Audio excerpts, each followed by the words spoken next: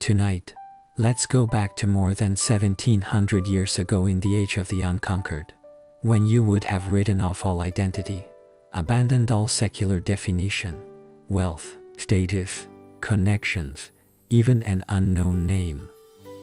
Your destination is that remote, deep mountain. You will witness with your own eyes how a soul builds a one-sided heaven and earth for itself in nothingness. Our journey began when you stepped into the world. The moment the deep mountains begin, your feet are thick and have been piling up for years, only to go up and make Sasha's sound. It is the only language spoken in the mountains. The sun shines through the overlapping branches of the trees, casting a thin shade of light onto the ground. The air is filled with the fragrance of wet mud. Your gaze crosses the horizon, searching for an ideal mountainside. That's a place where the hills are gently embraced. Behind, there must be high mountain ranges as a solid support, and in the cold winter you will be able to withstand the fierce winds. While on the east and west sides there will be mountains like walls. The waves come and go, pouring warm air into them.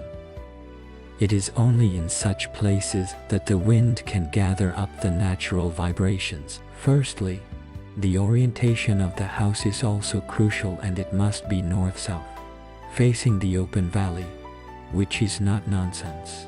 Instead, in order to receive as much sunlight as possible during the winter, to bring light and warmth to the cosmos, and to provide energy for growth for the future zodiac sign.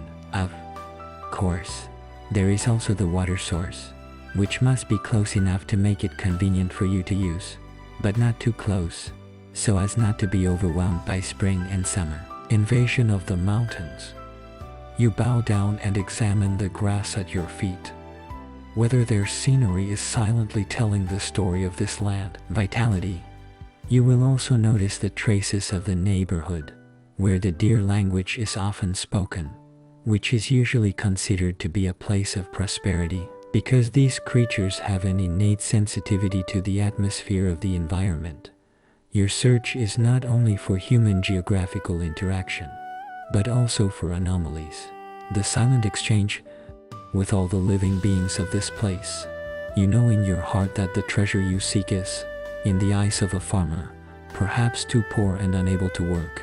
The skill is heavier, less conspicuous in the eyes of a general, and lacks strategic value. The farmer seeks abundance, the general seeks ambition, and what you are seeking is precisely that silver, that purity which is not sought after by secular distractions, which is a deliberately created imperfection. There is an end to the consideration of an active renunciation of rationality with regard to matter for the sake of spiritual freedom, while at the end of the day a heart is settled. Often it's a moment that can't be spoken, until a whisper of water passes through your ears, ever so close to the clear moon. And that's what you are. Dense ending. You stop your footsteps.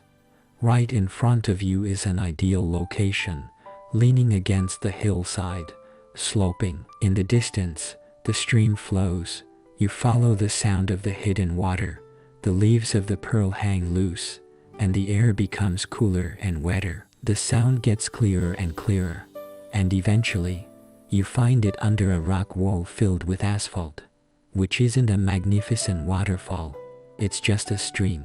The stream of air, quietly protruding from the sinkhole, forms a whisper that's less than half a foot long, and you can't help but admire its clarity. The most fundamental consideration is whether this water can keep you alive. You know very well that not all the water in the forest can be drunk. First of all, confirming that it is firewater is a constant cleansing from the depths of the mountains, not a pool of dead water, and the flow of firewater means that it is constantly flowing. It's not easy to grow a corrupt plant, and your eyes go straight to the bottom of the bowl, where there's clean sand and a few pebbles, not raw floor. You, on the stones around you, covered in the grain of the line, which is also the silent proof of the aquatic cycle in an age without any instruments. Seeing, smelling, drinking tea, to discern whether or not the water source is pure, is an ancient wisdom in Ming's blood, and you will recall it in the capital. And they used to argue incessantly for the sake of a good water. The ancients had already established the quality of water, and they used the mountain springs as their source. The water is in the middle, the well is below, and what you are encountering right now is precisely that unattainable, exquisite mountain spring.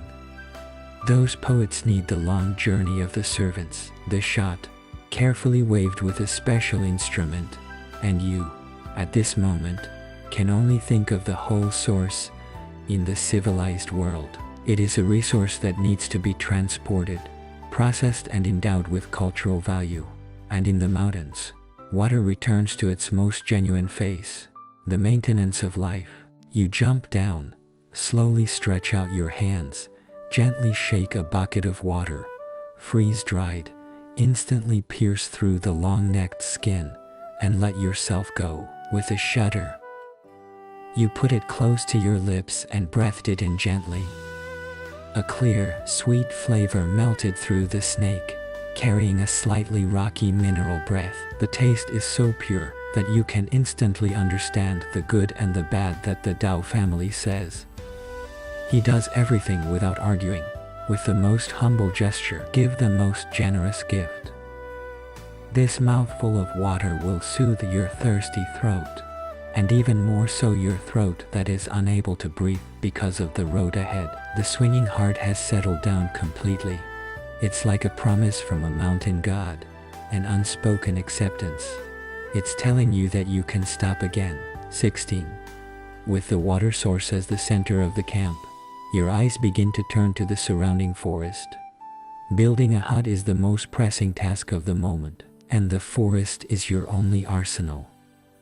You take a handkerchief out of your pocket, and it's padded with hard stones that have been polished over and over again. The madam shone with a blue-gray cold light, and the wrists, on the other hand, were made of a sharp, sturdy hardwood, which was bound by a way of cutting and stretching, solidly combined with the costumes. This is not any of the exquisite utensils you've seen in the Metropolitan Library. It's rough, vulgar, and even it's a bit heavy. But when you hold it, there's a kind of stagnant power about creation that rises from the mind. And that's for thousands of years. Human beings are inclined to modify the instrumental prototypes of nature, and you have not immediately resumed cutting down the roughest of the ancient tombs in the restaurant, which your ancestors had long since left behind. In short, those plays which are not only difficult to cut down but also too heavy to be transported and built by one man alone. And more importantly, which are not only difficult to carry but also too heavy to build by one man alone. In the Taoist conception, these ancient tombs, which have survived for hundreds of thousands of years, are considered to be the gods of the mountains, and must be revered. These trees, with their thick arms and short growing seasons, and especially the bamboo, have been growing rapidly and sturdy in recent times because of their material, and the characteristics of the mid-air, which is widely used for buildings, vessels and writing. A bamboo forest is almost a natural treasure trove of materials. Choose a fresh bamboo, adjust the breathing, let the body's strength sink to the waist, and then wave the paddles, a dull bang, breaking the silence of the mountains. The master cut through the sturdy bamboo, leaving only a shallow white mark, and the enormous anti-vibration made your tiger's mouth tremble.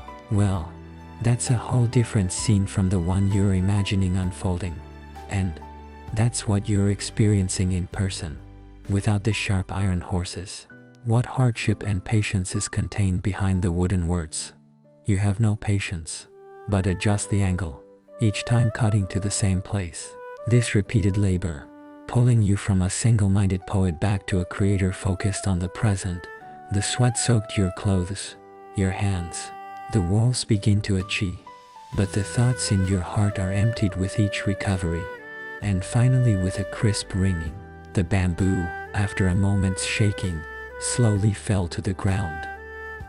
You leaned against the stone, breathed heavily, and watched your first prize. An unprecedented sense of accomplishment was born. And it was not praise gained by pen and ink, nor was it superior to others in flattering debates. It's a more primal joy, to get what you need from nature with your own hands and sweat, for your own survival. Looking at the falling bamboo and the warm embroidery in your hands, you understand that from this moment on, you are no longer just this stone. As a guest of the mountain, you begin to become its builder, dragging the chopped bamboo one by one to the selected dwellings, where the terrain is slightly elevated and dry. The sun can avoid the tides in the mountains to the greatest extent possible. Now, all you have to do is lay the first solid foundation for this future home. You don't put the wooden pillar directly into the soil, the wood directly into the moist soil, and it soon rots and makes the whole house slippery. The important thing, which is the cornerstone, is that you start looking around for sizes that are close together. 10 flat pieces at the bottom, and move them over one piece at a time, along the well-planned housing outline in your mind. Dig a hole and settle down quietly. This seemingly simple move, however, contains a profound architectural element. Separate the moisture, dissipate the pressure, so that the weight of the entire building can be transmitted evenly to the ground. When all the stones are laid out, the scope of a vague home appears on the ground, and you stand in it as if you could already feel the presence of the four walls. It's the most critical step in the whole building. Pillar up, build a foundation. You pick out the toughest tree stumps, weighted columns, slicing the bottom into pieces, standing steadily on the stones, and then you use longer timber as a measure. The wall, mounted on the top of the pillar. The challenge comes with it. The material in your hand is not crafted by craftsmen who cut each root precisely, all with natural curves and rough steps, and when you try to put a scale on two pillars, it always fails to fit perfectly. Jewelry such as the loyang has long since been discarded, but at the moment you have no choice. You are quietly sharing these imperfect woods. New thoughts arise in the heart, and you give up the pursuit of absolute equality. Instead of conforming to the natural form of wood, burning the pillars, do the grinding, get the gauge set up at a more adhesive angle, and you even use a wooden fine arc to make it natural. It was then that you really understood what he was talking about. The end of the world, the end of eternity, for those who are held to secular standards. Trees are useless plants, and it is precisely because they are useless that they preserve themselves. And it is at this moment that you have accomplished your great use of them. The two pillars are firmly connected, and you use an ancient wooden structure. Although the stonework in your hand is not able to carve out sophisticated eyelashes, you can do it using the simplest bonding techniques as a supplement. You seek soft and solid cleavage from mountain forests, soaking them in water to increase elasticity. Then, at each node, wrap the beams tightly, tie them together, and break them when the last measurement is fixed. With solid housing values, it's handled quietly in the Western forecast. It's either crooked or rough, but it's in line with the surrounding rocks. The trees blend together harmoniously, and this is the first lesson in the nature of Taoism. What you learn is not conquest, but acceptance and adaptation. Stalks are dealt with there, like a giant skeleton waiting to be given real shelter. What you need is a wall that can insulate you from the storm, the rain. You have chosen one of the most common and wise ways of building a wall, the bamboo mud wall. Cut them into bamboo sheets separately, wrap them like a woven bamboo chair in general, fine-tuned and fixed between the columns, forming a mountain fence with countless holes in the bamboo. This is the bone of the wall, which is lightweight, sturdy and capable of providing excellent adhesion for the subsequent mud. Followed by this, you go to the west. You dig up the mud of those years of slavery, and you pile it up. And you don't just simply adding water to the stems. You also cut a lot of dried grass from the ground, cut it into pieces, and spread it evenly in the mud. This is a seemingly inconspicuous feature, but it is the key to the solidity of the mud walls. These scraps, like human body muscles, form a complex structure inside the soil. Large fibrous networks greatly enhance the resistance of the mud walls to traction, effectively prevent cracking after drying. You stand with both feet, step into the cold mud heaps. In the end, repeated footsteps, soft kneading of the soil under your feet, from a piece of stubborn takara, gradually softened, scattered, the purest breath of the earth. It is a kind of closest contact with the earth that makes you feel an unprecedented solidity. When you're done, you pick up a bundle with both hands and start rubbing it on the edge of the bamboo hill, and your palms become the most primitive blowing knife. The low pressure allows the soil to pass through the cotton gaps, enclosing the valley tightly from the inside and outside. The mud on the first layer of soil is exposed to the sunlight in the mountains. Under the radiation, it quickly dries out a few shallow lines, like the patches on the frame, which is how you realize that the soil has its own fatigue. It takes more grass to integrate its cracks. You don't think of it as a weapon, but instead feel that it's the earth that's teaching you experience, and you rearrange it, layer by layer, layer by layer, layers by layer, layer by layer. Feeling the soil in your hands become gentle. Gradually forming a sense of shelter also increases. It's true that you've been busy from dawn till dusk. A wall in your hands from nothing to have, from leaking shares, turned into a barrier for the afterlife. You're touching the walls of that era with your palms, and on top of that are your deeply unwanted fingerprints, which were once in the city of Luoyang for years of identification. Thin hands, now filled with dirt and old scissors. But you understand in your heart that these hands have never been so full of power as they are now. The shallow cracks that remain, like the palms of the earth, record your first dialogue with natural materials. And this wall is where you are here. The first declaration written in this mountain forest. The four walls are made, but your refuge is still incomplete. And you look up and see the sky. The sky through the shelves of the roofs is unobstructed in front of you. You need a roof to isolate the bright sun from the storm and to make this space truly visible. Home. Become a home. You cast your gaze on those windswept lawns on the hillside. This seemingly fragile plant has been cultivated since ancient times. Steel is the main roof material in the countryside. Its advantages are obvious. It grows widely. It is easy to harvest.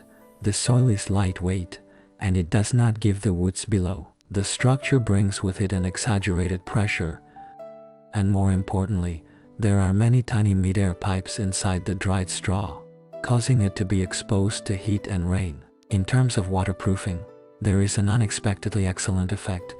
You spend 2 days cutting a large number of weeds with a chisel and bundling them up into trees, shipped back to the side of the house. Under the sun, these golden yellow grass trees piled up into a small mountain, scattering dry, warm fragrance and radiance. The roof is an urgent work of patience. You climb up the roof, start from the lowest roof, and raise the roots of the first row of lawn trees. At night, downward, with soaked cotton candy, tie them tightly to the boat, then lay the second row, and let his night float, covering the roots of the first row, so layered, like a general fishing forest, extending upwards. This type of tarpaulin paving method ensures rainwater slide all the way down along the smooth surface of the weed, without penetrating the interior. You focus on the work at hand, constantly adjusting the thickness and footprint of each weed. You need to get the thickness of the grass on the entire roof to be more than 1 foot in order to effectively withstand the heavy rain, the scorching sun, the sweat from the roof, your forehead down, mixed in with the grass. When the last roof was also covered with weeds, you climbed down from the roof, took a few steps back, and examined it with his own work. A golden yellow thatched roof, quietly covered over mud walls, seemed so modest and reliable. The vacuum you've reserved on the walls is secured with a simple door window. The door is made up of a few boards and cords, and when you turn it on, it emits a suppressed sound, and the window is temporarily replaced by a bamboo face, which is both transparent and foldable. And when the wooden door is narrow from the inside, the whole world fell silent for a moment. The sounds of the outside world became distant. The birds became distant. The death you created by yourself self-enveloped. An unprecedented sense of security and belonging gently envelops you. And the first little mountain rain arrives unexpectedly. You're sitting in the house, listening to the sound of rain hitting the grass, and suddenly, the corner of the roof rattles, and a drop of cool water beams across the roof. You don't get upset when the wood falls on the wood next to you. Instead, you feel that this is a reminder given by the mountain water. You climb up to the roof and find that patch of grass. The place is thinly burned, with new herbs, carefully filled, which makes you understand that the so-called home is not created once and for all, but is the living organisms that you need to listen to and care for constantly. The shelter has been able to shelter you from the wind and rain, but it is still just an empty shell. You need to fill it with the most basic functionality, to turn it from a building into a habitable space, and your eyes fall on the dust. In the first place, you need warmth and fire. At night in the mountains and in winter, cold is an enemy more terrible than beasts. But you decided to build an earthen ramp on one side of the wall, which was one of the greatest inventions of the northern pioneers, namely the bed tower. Heating the function of the sink with the unit, you use the remaining stones and clay before first blowing out a medium-sized vacuum resistor, and then in the position of the head, cleverly leaking out a pipe that could ignite a fire. Inside the antibody, you use 10 slices to separate out the curved chimney, allowing the flames of the fire to escape. The heat, capable of spinning and circulating in the resistor, releases the heat sufficiently and then expels the ball's hands through the chimneys reserved on the walls. It mixes the mud of the weeds, layer by layer rubs them onto the surface of the antibodies, and grinds them smooth and solid. It's not just a piece of furniture, it's the heart of this house. The heart, on countless cold nights in the future, will be supplied by it with a constant source of warmth, and with a guarantee of warmth. You will also need one. It is possible to relax the plane of thought. You need a table, or, to put it another way, to sit down in times of crisis, when there is a lot of seating on the floor, which exacerbates the general shortage. You use a few remaining rough pieces of wood as branches, and then you spin a relatively flat piece of thick wood as a backdrop, and you use the simplest of shells and stripes to roll it up. They're fixed together, and the wooden frame is rough, uneven, and even somewhat shaky, and you use the stonework, repeatedly peeling, grinding, and trying to make it flat. When you are finally able to put a roll of bamboo smoothly on top of it, this modest cottage instantly becomes a spiritual center. And that's no longer the case. It's just a place to sleep. It's also a room for meditation. And you look around and you see that one side can bring warmth to the other, symbolic of physical stability. Inside is a smooth wooden frame, symbolic of spiritual repose. The 2 pieces of furniture you made yourself, codified. It explains the function and the meaning of this space. And you made an equally short wooden lamp out of the remaining siding when you first sat on this lamp, leaning against the muddy walls, the hands resting on rough wooden planks, the feet on solid ground, the top of the head covered with wind-blown grass, the roof. An indescribable sense of satisfaction reflects inside you, and that is the most central meaning of home. And it is in the simplest way, responding to humanity's most basic needs: warmth, shelter, and on the one hand, a place where hearts can rest. And all of that is by your own hand, his own hands, from nothing to have. created the shaped out of the shell. The earthenware also forged. But the whole space, you are still cold and you need fire, which is not only a source of warmth, but also a symbol of civilization, which is the magic of turning raw stone into cooked food. You take out of your purse a fire seed that's been prepared for a long time, a dry fire seed and a set of wood drilling tools, which are extremely simple. A hard wooden stick as a drill rod, a softer piece of wood as a drill board, on which a small pitchfork is dug in advance, and you kneel at the mouth of the earthen pitchfork. Currently, steadily step the drill board under your feet. Put the remaining dried tapestry and the finely chopped grass next to the wheat, and you're going to sharpen the drill rods. The tip resists the gravel, the hands and the stones begin to move quickly. This is an ancient memory that requires great patience and skill. It has to be fast enough to generate enough frictional heat, and your depressurizer has to be steady enough to keep the drill rod at the same point all the time. In the beginning, you had to lead, drill a few times to draw a groove, and the shaking hands quickly erased the bubbles, the sweat dripping down the edges, and the cold drumstick. You stop, adjust your breathing, and recall the archaeological record of the man who smashed the wood for the fire. Try again, and this time, your movements are more stable, and gradually, out of the groove, green smoke begins to emerge. Only the unique smell of burning is spreading, and you're sitting in your heart, not daring to move at all, speeding up. Finally, a bit of dark red Mars was born in the woodpecker, and you carefully stopped the friction, bent down, and took the woodpecker that had Mars in it, gently plunging into the already prepared liver tray, and then you close your mouth, gently blowing out a breath. And yet, it's getting dark, and your heart's talking about the throat too, and you keep blowing out the second and third mouthfuls. And finally, in a thin flame ceiling, you're almost dragging your feet on the ground.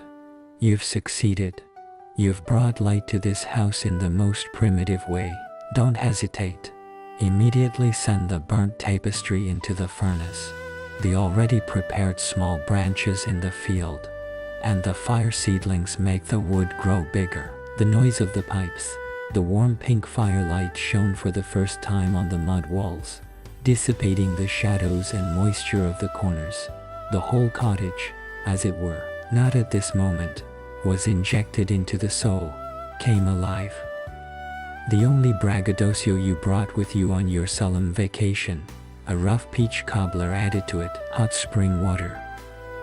You don't cook a pot with grass, but pour the last of the rice in the bag into the pot, and at the same time, take the day off. A few pieces of fish and mushrooms from the mountains, placed next to the fire, on a warm slab.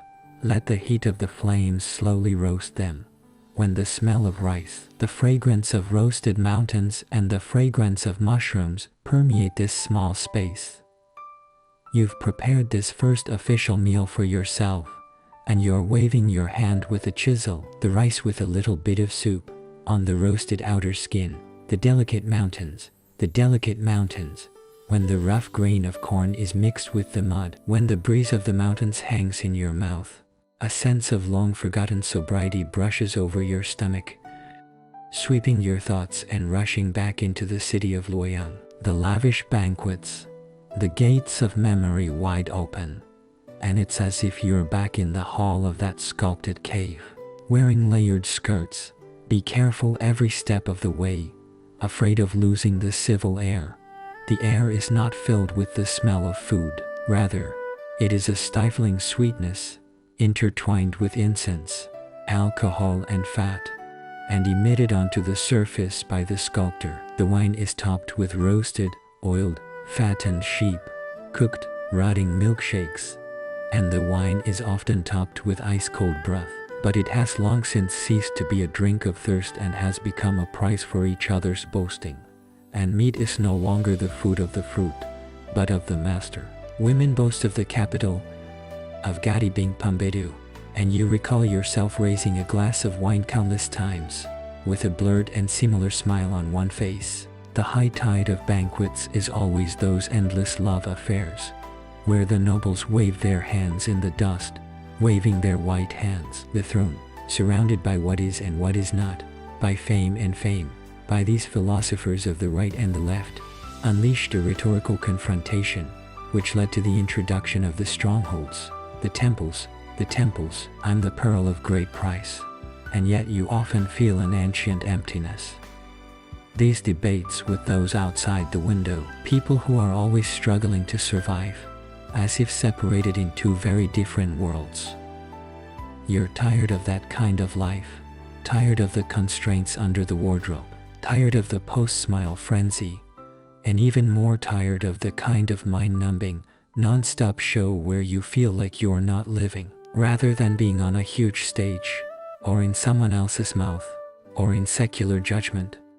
The mind goes back to the sight, the barbecue in your hand, the table. The skin has a little bit of bitterness, but inside it's natural sweetness, and the rice in the pot is as crude as it is solid. The taste of the mountains, the bitterness is real, the sweetness is thorough, and the loyang feast has only one kind of layered sweetness, filled to the brim, suffocating. You put the last bite of rice in your mouth and took a long breath.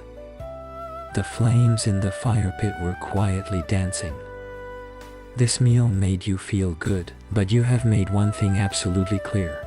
What you are fleeing from is not just war and turmoil, but the kind of emptiness that lives in other people's mouths.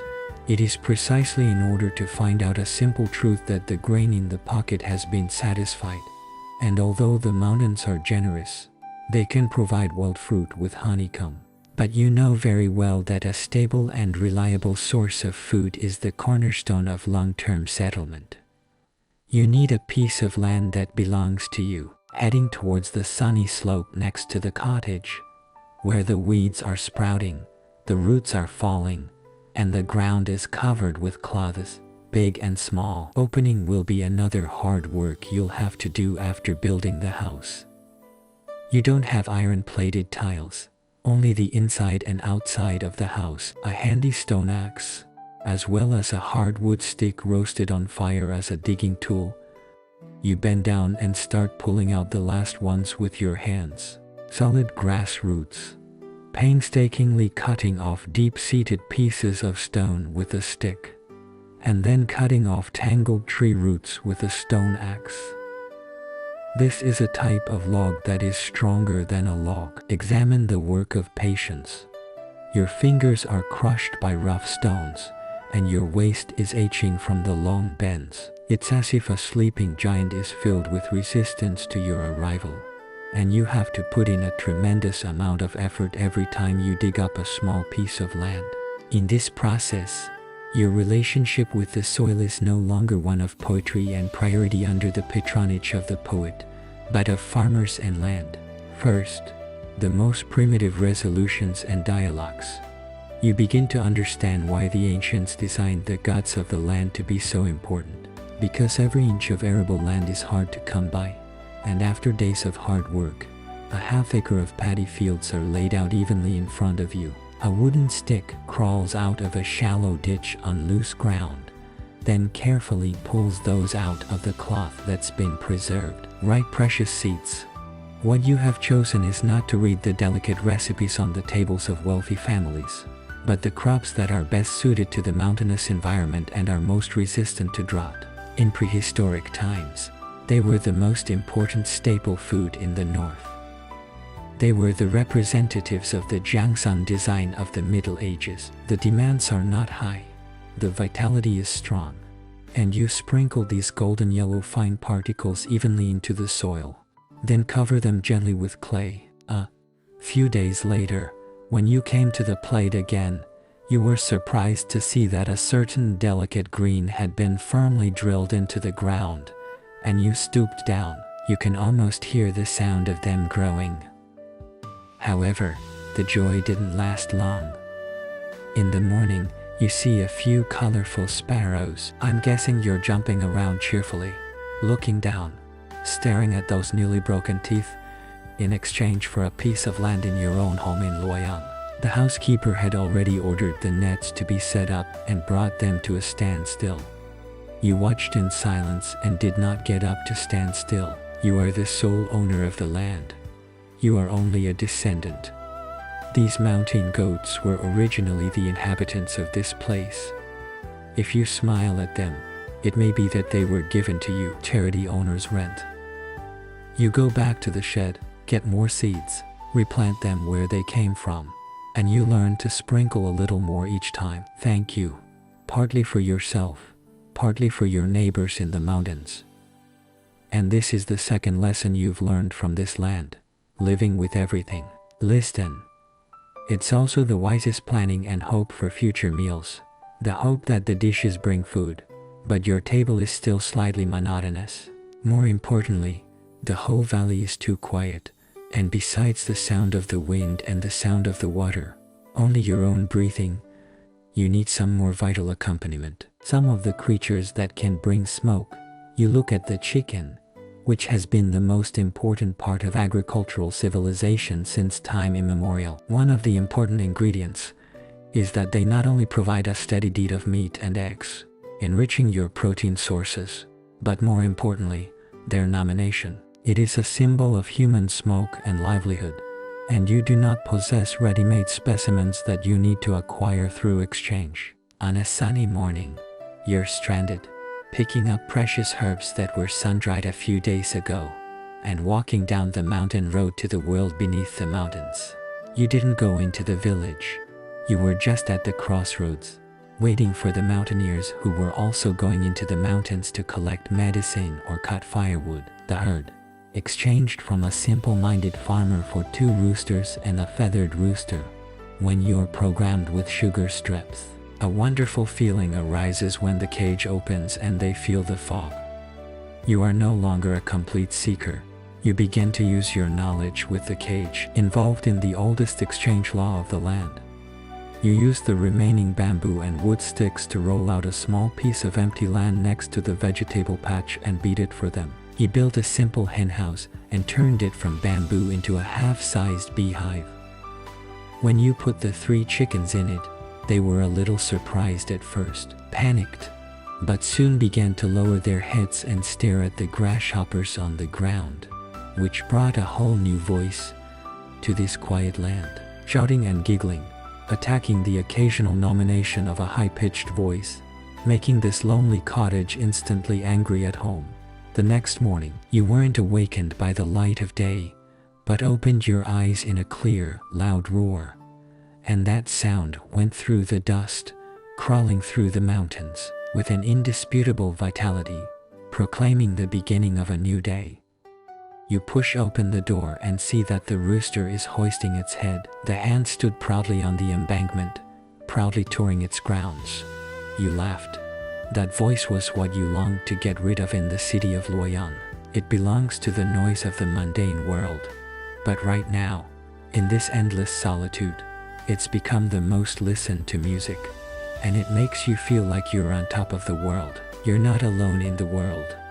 This little world you've built is getting more and more lively. You're walking into a ditch, touching a piece of grass in the grass. You carry it carefully, holding it in your hand, as if holding a rare treasure. This round, full of vitality, fruit is the first beautiful covenant you make with these new neighbors. When the morning dawns on the day, when the summer in the caterpillars begins, the wind is blowing, and your heart, which was squeezed for 10 minutes to survive, is finally relaxing, and you're still working during the day, digging, planting, repairing ditches, and when the night comes, the mountains will be quiet, and you will light a bonfire and start a real day. The most precious time in the world. Recreate the spiritual world that you had temporarily set aside. Carefully and carefully from the depths of your pocket, remove the scrolls, which are already somewhat slightly deformed in the moist mountains, and you slowly spread them out on the rough wooden shelves. Remember, The words of the old man and the flower reappeared in your tears in the flickering light of the flower, and you turned to the left with a slate carved from the west, taking the black ash from the burnt pine tree and a few drops of water from the river, thinly flooded. This self-made pine tree is far less than those famous people in the city of Luoyang know. The paper smokes out the fine grease that comes with it, but when you stand on it with a crumpled pencil and write down your thoughts in the empty spaces of the bamboo, you're not going to be able to do it. An unprecedented sense of solidity flooded the mind. The 5 colors were blinding, the 5 tones deafening, the 5 flavors mouth-watering. It is said that in the past you only used these sentences in speeches as a means of debate, and at this moment, when you have personally experienced the hardships of the mountains, it's only after the pure color, the sounds of the sky, and the taste of the fruit that these philosophies really become part of your body, become unmistakably clear.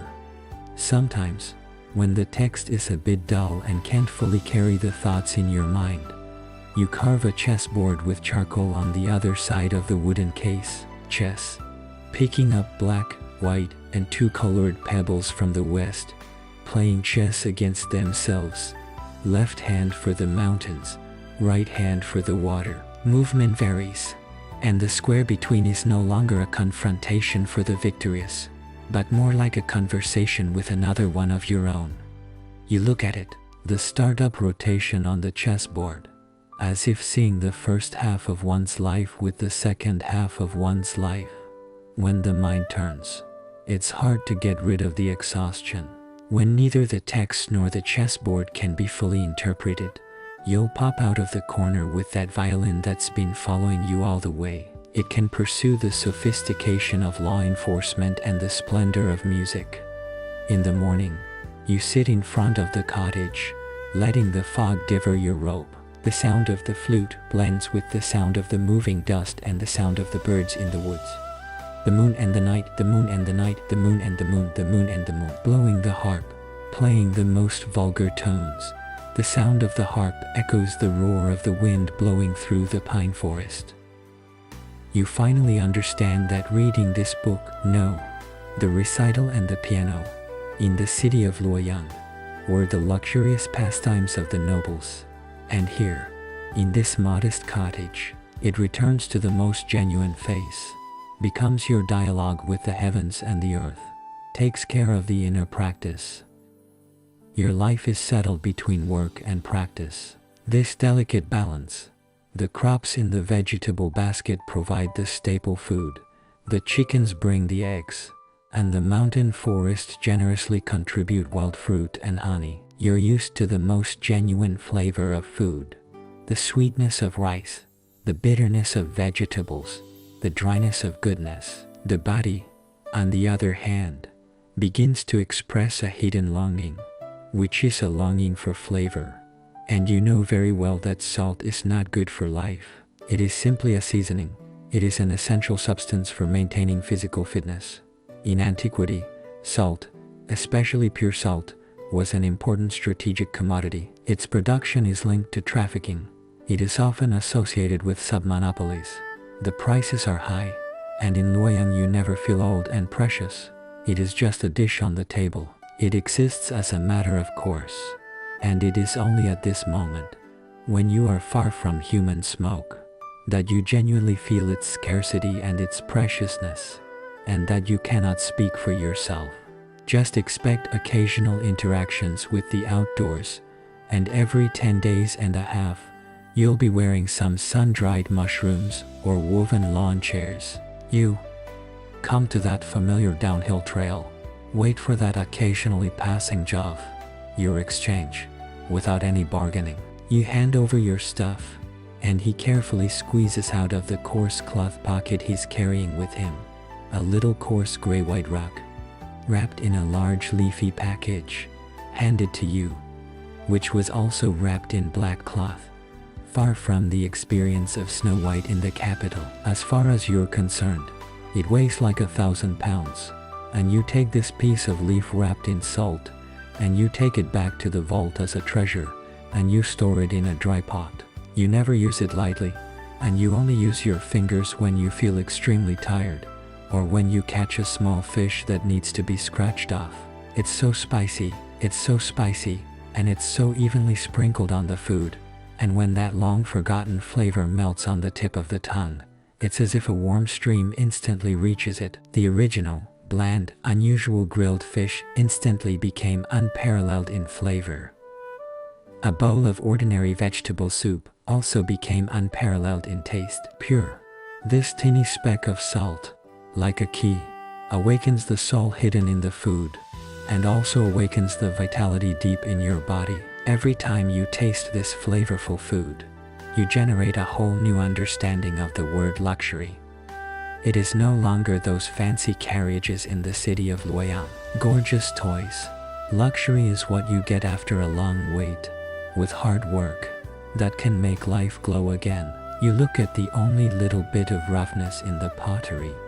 There's no shortage of anxiety in the heart. Instead, it's filled with a kind of the abundance of diversity, because you know more clearly than ever what is really necessary in life. What is a flourishing that can be easily surrendered. One ordinary afternoon, you're saving grass in the vegetable patch. The sun is warm, the wind is gentle, and the newborn summer has grown to its peak. You bend your hips and carefully pull out the weeds that are competing with the crops for nutrients.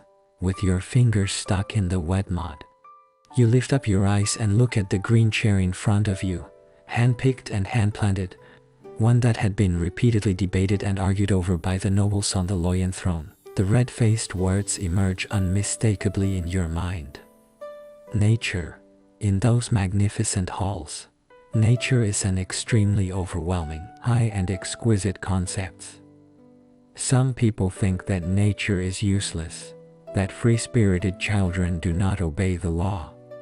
Some people think that nature is a return to nature. After all, it is sympathy between the mountains and the water forever, and it is even more interpreted as a kind of political gesture, a kind of rebellion against the Confucianism that has always prevailed. It is a philosophical symbol wrapped up in words and constructed by thought. And at this moment, in this quiet mountain forest, this word is used, pushed off all the fancy coats, exposed her most modest inner core, and you look down at the weed in your hand, which had no name. No one sows, but with the carrying of the wind and the birds, it takes root on this land, grows upward with effort, and it follows it. It has its own laws. This is nature. You turn your gaze to the stream not far away. It comes from the mountains, bypasses the rocks, and sinks into the deep. Never think about where you're going. Just keep up with the mountains. The way forward. That's also natural. When you're touching the tree next to you, a pine tree slightly tilted by the annual winds, it does not try to make itself stand upright, but in accordance with the force of the wind, finds the most suitable for itself. Guess it's still natural. You finally realize that it's not natural for people to imitate a certain type of behavior. Whether it's drinking, taking pills, or nudity, it's meant for you to observe, to understand, to follow the path that everything runs on its own. That inner law and order. Just as when you build a cottage, follow the curves of the wood. Just as when you carve a mud wall, you understand the soil. Just as you sow the summer, share the harvest with the birds. All you do is not to conquer nature, but to learn. In other words, how can one humbly integrate one's own will into the vast order of this mountain forest? You no longer try to define it in words. You stood up, clapped the dirt on your hands, continued with your unfinished lawn work. The sweat slid down your face and into the dirt under your feet. Land, silent, breathless. At this moment, you are in nature with this dish, with the flowing water, with the swaying pine forest. It is a subject for which there is no need to speak, and vegetables and mushrooms provide you with a stable source of food. But that does not mean that they are not essential. You can rest easy, and you begin to look into the depths of a wider forest, where a richer and more challenging one is hidden. The food treasure, which is an active exploration, is an in-depth study of the 4 seasons of nature, and autumn is the season when you reap the most.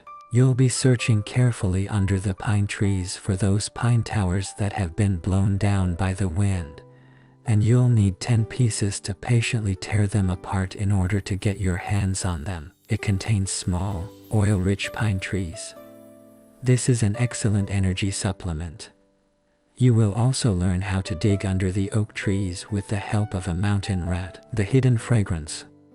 These fruits are rich in starch, but direct use will have a strong bitter taste, which you learn from the ancient wisdom of the mountaineers.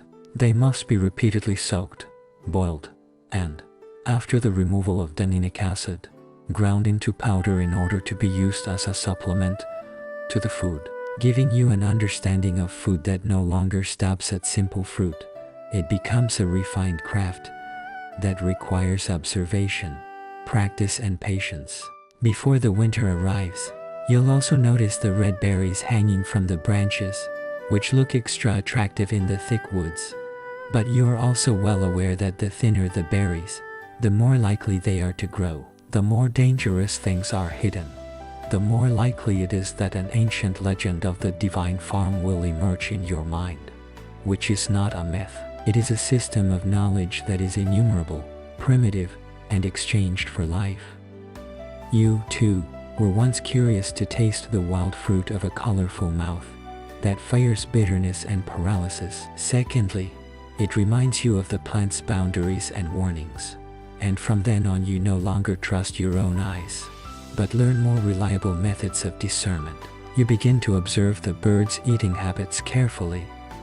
Fruits that have been eaten by birds are usually safe, and those that can't be avoided even by worms. You'll go a long way around it, and you'll fold the leaves of the plant, and you'll see the color of the leaves by smelling the smell. You'll even use your fingertips to take a small amount of fluid and test it on your skin to see if it causes bleeding, which is what you get from some medications. Toxicity testing approaches you relearn the world of cognition like a child in this mountain forest.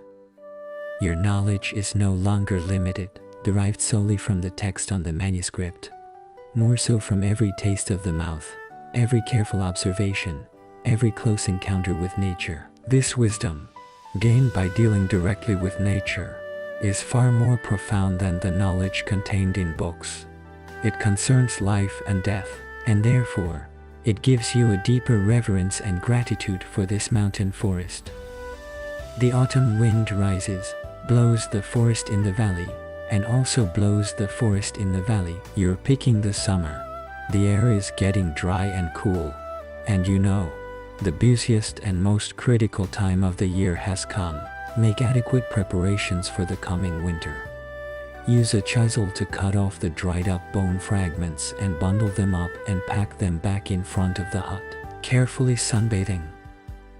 In the open, you need to use the last sun of autumn to thoroughly evaporate the moisture in the grain. Otherwise it will be hard to get rid of it. They will decompose in the wet winter. At night, you'll have to take them back inside the house to protect them from the clearing of the night. After drying, you use 2 flat slabs of stone as a grinding plate to remove the bone from the crumbs. The process is monotonously repeated, but you are happy with it. Looking at the golden encouragement gathered in heaps, a sense of enrichment reigns within you, and you carefully exchange these hard-earned meals, loading it into a few well-baked, coarse-grained barrels, sealing the barrels with logs and mud, which is more than just storing food. It's more about storing sunshine and hope for a whole year. The gifts in the forest also need to be properly collected. You'll harvest more than cucumbers and vegetables. A string made of rubber fibers, strung up one by one, like a string of windmills, hanging under the warm roof of a haunted valley. Dry autumn winds will take away their excess moisture, solidify and concentrate their freshness, and these dried products will be used in winter sowing.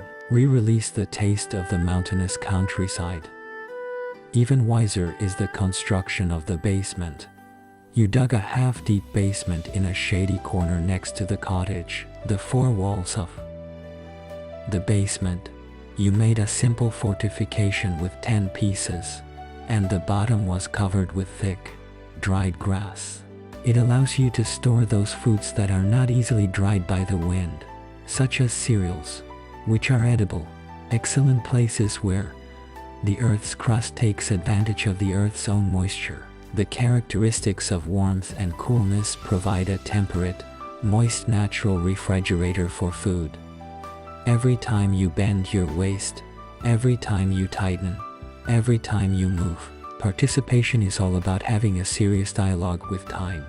You translate the remaining gifts of the summer and the autumn into wisdom through your own hands. It can withstand the cold winter's capital. When the last pot is sealed, and the last string of dried vegetables is hung on the roof. Looking at this granary built by one's own hands, an unprecedented amount of tolerance and stability was born in the heart, coming from unplanned self-confidence, a wisdom for dealing with heaven and earth. You understand that true abstinence is not an escape from ignoring the facts. Instead, participate in a more proactive way in the grand order of the four seasons, and your life will gradually be integrated into the order of the mountains. You're familiar with the sounds of the different seasons. You're familiar with the sounds of the various birds, and you can even foresee from the humidity of the air an impending rain that you think is coming. I've gotten used to this calm myself. Until the arrival of an immature guest, let your new lake breathe new life into it. It was a foggy night. You're sitting in front of the cottage, regulating your breathing, trying to get into the landscape that bothers me. Suddenly, a moment of silence. The very slight sound wakes you up for a moment.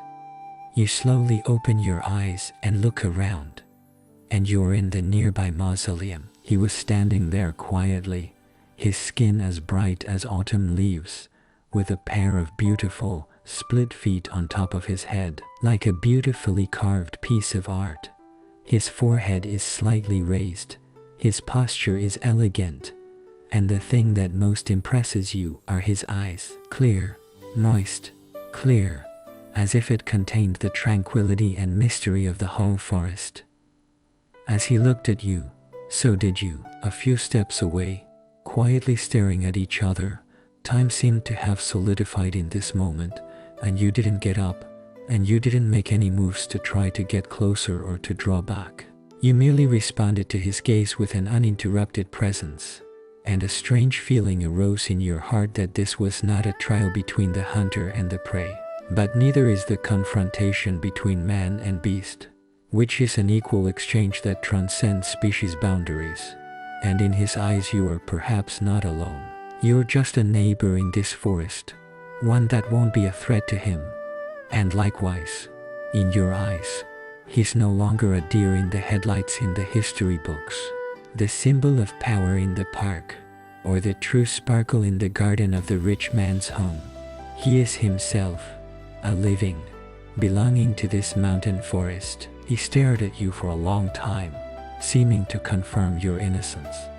And then he slowly lowered his head, indulgent. From time to time, he would raise his head, look at you with those beautiful eyes, and the fog would swirl between you, making the picture glow. You can even hear the subtle sounds it makes as it coughs, and you can see the white smoke it emits dissipating in the cool air. You feel that you are really accepted by this mountain forest, not because you have built a cottage, nor because you have plowed the land, but because you have made it your own. Because you've learned how to share one side of the world with the exiles here in a way that's mutually respectful. And it's been a long time since that deer was fed. He looked at you for the last time, with a look that seemed to carry a hint of calm, and then a light leap, turning and disappearing into the depths of the dense forest. It's as if you've never appeared. You're still sitting quietly, but your heart is filled with unspeakable joy. And this silent encounter is better than you've ever read. Every step of the way, you get a deeper taste of the truth of astrophysics. Your cottage, located in the foothills of the mountains, is hidden somewhere. From here, you can't see the villages under the mountains. You can't hear the noise of the people. And yet, every time it gets dark, when you're done working, when standing on the heights in front of the house, stretching out the muscles, one can only see a silent scroll at the end of a distant valley, where the sky will darken. In fact, there are always so many thin, vertical puffs of smoke, rising and falling from the dense cracks of the forest and eventually dissipating in the colorful mist. You've never walked into those places where the smoke rises, and you don't know what kind of people live there. But every time you see them, there's a feeling in your heart, the sound, the warmth of the emotion. That blowing smoke is a signal that it's conveying a message to you in an extremely quiet way. Man, under that layer of smoke, there's a life you've been away from for a long time. There's a family dinner table, there's a children's party, there's a couple's wedding, there's hell, there's hot meals, and the most ordinary people are warm. It's a wonderful visual connection. You don't deal with the farmers down the mountain, with you deliberately keeping your distance, guarding your own intimacy. You can nevertheless see clearly the traces of their lives. This sense of distance is both a reassurance and a confirmation. It reassures you because you realize that you are not alone. You're spinning in the midst of a cosmic flood, and in that visible distance, human civilization is still continuing in the simplest of ways. You're just choosing a different way of life. You share the same sky, the same civilization, with the people under that smoke. The cross is at the same time a confirmation that whenever you see that pillar of smoke on the pencil, you are more certain of the meaning of your choice, and that pillar of smoke represents the truth. You're living a collective, social rule-driven life, and you're standing right now in the cool evening breeze of the mountains. You, breathing free air, enjoying the solitude of not having to reward anyone. You look at him as if you were looking at yourself once walking. The way you came out, you never felt superior, but instead had a deep understanding and compassion. And you knew deeply that life under the smoke, there's his warmth, and there's bound to be his hard work and his trouble, and you've got his freedom to live here, and there's also his consideration and his challenge. You guys just picked a different way to deal with the same thing called living, and you just stood there quietly until the last puff of smoke, this daily twilight jump, becomes a fixed ritual in your practice. It is like a mirror that allows you to see both the sun and the moon. The people also see themselves more clearly. The source of food is stable enough, but you still occasionally walk towards the stream that runs through the valley. You don't always do it for your father. More often than not, it's a different kind of practice. You cut a long, thin bamboo with a chisel as a pendant. The liver retains its natural curve.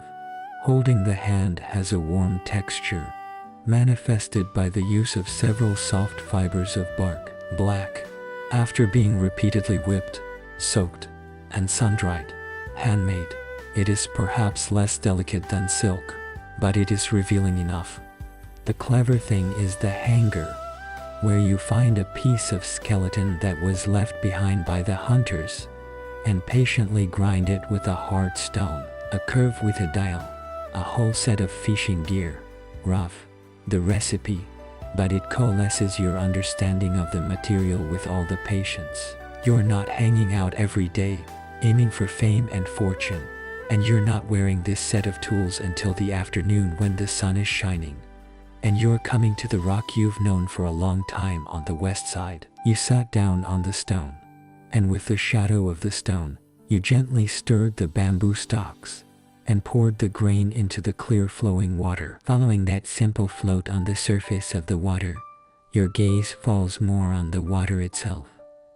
You watch the sun penetrate the surface of the water. You look at the water grass swaying in the dark stream, like the dancing sleeves of a fairy. You look at the 300 or 500 little fish in the mud, swimming freely in front of you, chasing, blended by the temptation near at hand. The hanging pole in your hand is more like a carbon needle, that lets you get away with this. The pulse of the stream is connected. You feel the tremors of the water flowing through the slide, extremely subtle, and you feel the wind. The long waiting process itself is a practice that lets you let go of the premonitions and the anxieties in your heart. Give yourself entirely to the calm of the moment. You recall the famous debate between Zhou and Huizi on the bridge of good water, and here and there, you really seem to be able to feel the joy of the fish, that they are not burdened by fame, that they are not bothered by loss. It just exists freely in this side of the clear stream. Sometimes, the float will drift violently towards the next dust. You shake your wrists, a line of shining clouds. The rest is brought to the surface, and you feel a glimmer of joy and gratitude for tonight's meal. And sometimes you sit quietly for an afternoon. Float but don't move, and you won't feel lost. Just pick up the hanging pole and come back relieved. You gradually understand that the hanging hangs. It's never the fish, it's the all-pervading gathering in the mountains, resting with that village in your heart. Losing the fish here, losing them in the secular world. The meaning of the world can be replicated with a smile. There are no monkeys in the mountains. The year of progress is. You go out and do it. The sun goes in and out. The passage of time, it is becoming blurred. And yet some ancient customs, deeply rooted in the blood, still bring different rhythms and dialogues to this simple dining table. When the peach blossoms bloom in the mountains, and the air begins to be filled with the warmth of spring, you will remember an important commandment, the Feast of Frost. It's a festival that's been passed down to commemorate the ringing of the rings during the spring and autumn period. On this day, and even the days before and after, the common people agreed to a ban on smoking. Just eat the cold food that's been prepared for a long time. And when you're in Luoyang, it's nothing more than a piece of paper on the official notice, a rule that the courtiers have to follow. At this time and place, this ceremony has taken on a whole new meaning for you, and you have kept this ancient covenant. And the day before you had cooked enough to eat, cooked rice, prepared some dried mushrooms and edible vegetables. When the dawn of the winter solstice arrived, you extinguished the flame in the fire pit. For the last time, the whole cottage, for the first time during the day, seemed somewhat smoky. You couldn't sleep, you couldn't make tea, you couldn't eat a hot meal. Yes, with cold water, on a dry rice bowl, gently stirring. The food is cold, but your heart is unusually calm. Please. It's a deliberate return to the original. It makes you re-experience the state of life of the countrymen before the fire was captured by man. You will become more deeply aware of how precious and wonderful it is to have a flame of fire dancing in your fire pit every day. This short-lived shortage gives you a deeper sense of gratitude for everyday possessions. The end of a cold meal is often overlooked. Only with a more hopeful ceremony, a change of fire, or a new fire. After a few days of closure, people would drill again to get the fire, the flame of the new year, symbolizing the resurrection of the old and the rebirth of the new. You also held your own new fire ceremony, and you once again pulled out that set of drilling tools. In the past, you were more adept at quiet than at first, when new seedlings were born in your hands and reintroduced into the freezing heat of the fire. An indescribable solemnity and joy filled your heart. It was no longer just to settle for a meal, it was a kind of heaven and earth.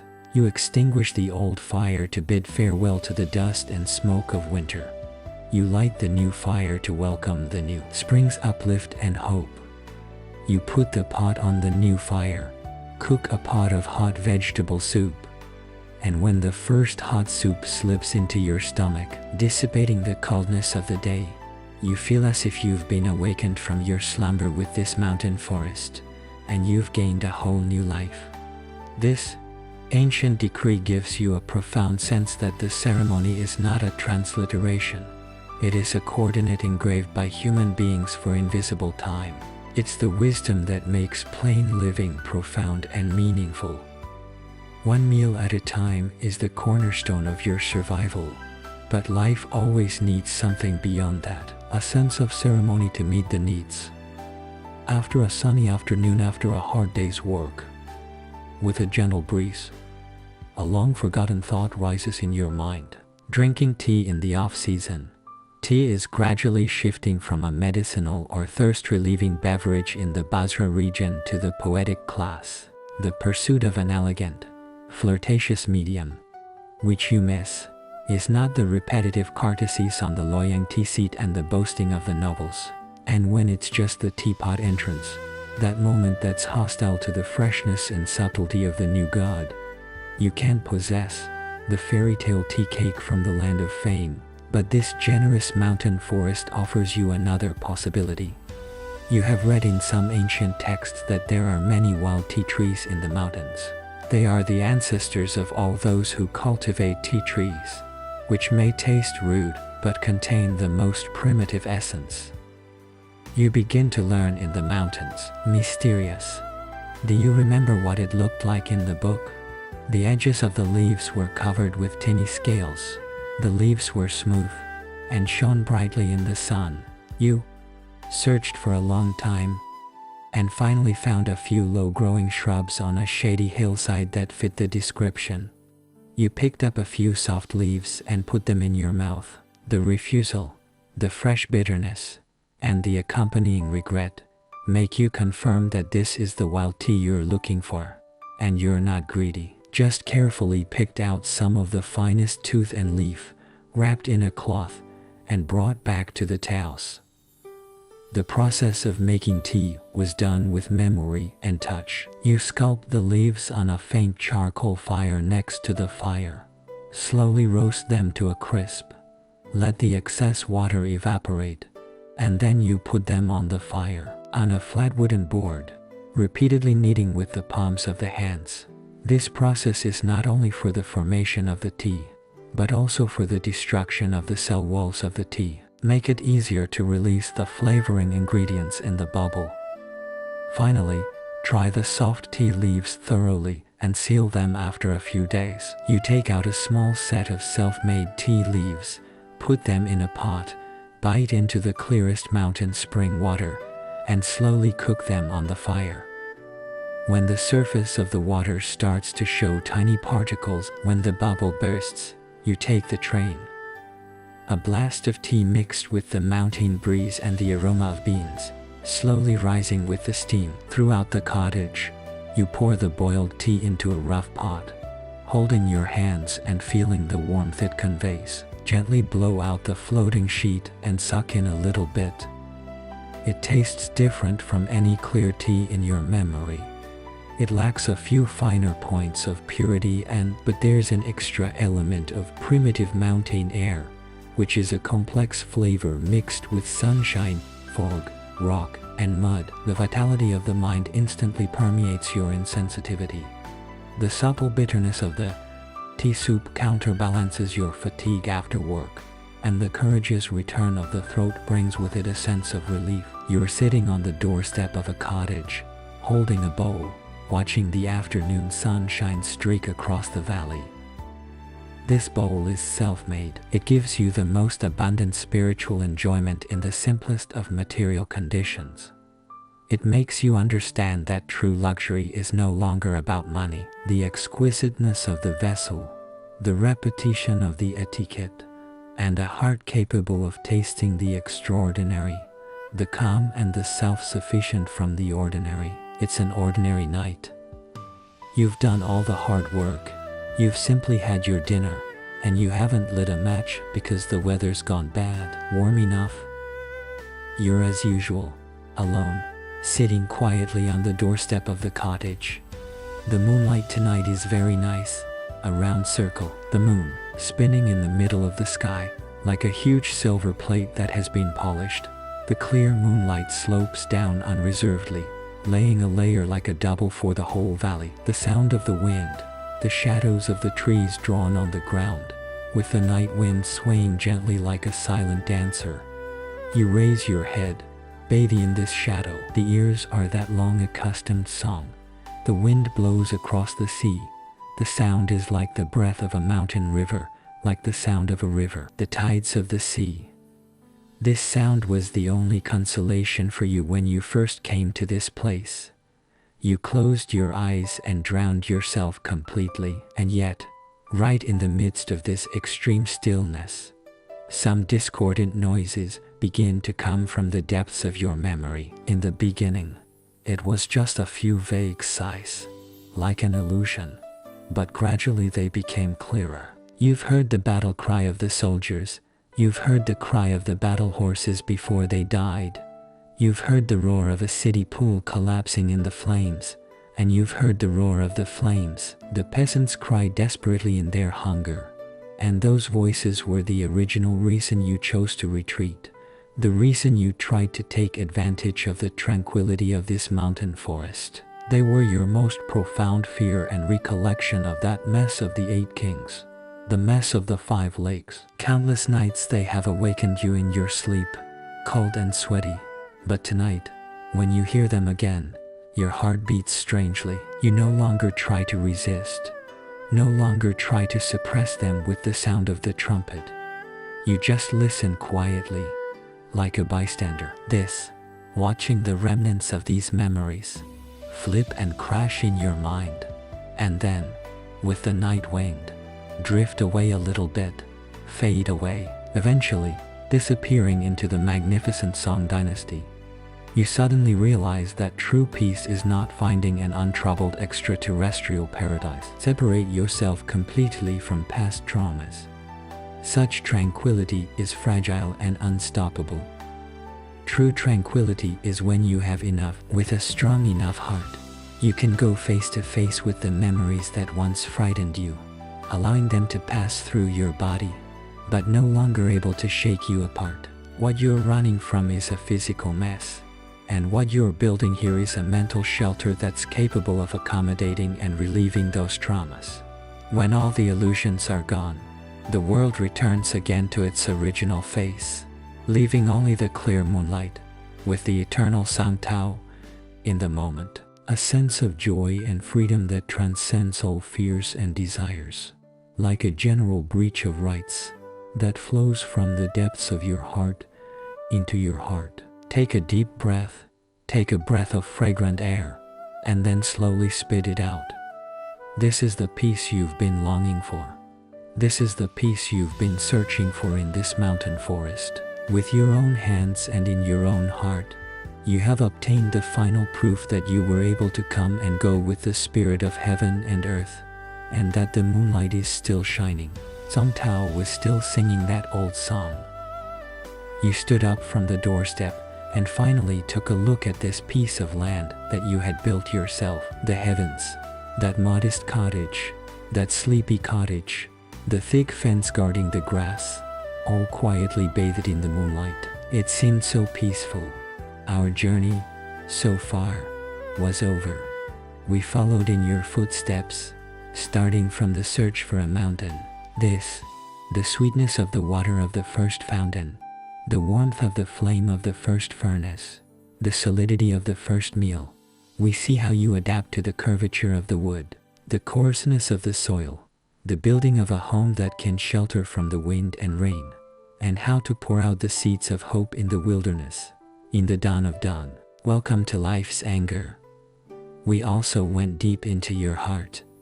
We saw your boredom with the prosperity of Luoyang and felt that you were near the moon. The longing for affection, the taste of the tranquility you're hanging onto in the West, and more to share that in that ultimate devotion you transcend the West. Now, let's return to the original question. When a person abandons everything secular, does he really want to change his life? What? I think, through this long construction, you've found the answer. What you're exchanging is not material abundance, but right. You have to be consciously awake to the fact that what you are reawakening is not the praise of others, but the sense of accomplishment that comes from creating with both hands. And what you are reawakening is not even that. It is a forgetfulness of reality, but a powerful inner order that is capable of tolerating and transcending suffering, as you construct it, on the surface. It's a cottage, a field, but inside it is a complete, self-contained spiritual universe. Here, the wisdom of survival, the philosophy of society and of life are no longer two separate things. They are perfect in every logging, in every cultivation, in every meditation. This is the strongest and most profound aspect of the feudalism, which does not always manifest itself in the form of a waveform. More often than not, it's a powerful force to explore inwardly, to reshape oneself. And now you can slowly turn your mind around. It was recovered from that distant mountain forest, but hopefully that from the tolerance and stability gained by building it by hand, that which is in the nature of all things. The wisdom and harmony that is realized in the heart can remain in your heart for a long time, because wherever and whenever, each of us, all his life, he's been building for himself a cottage where he can live quietly. Good night. Have a good dream.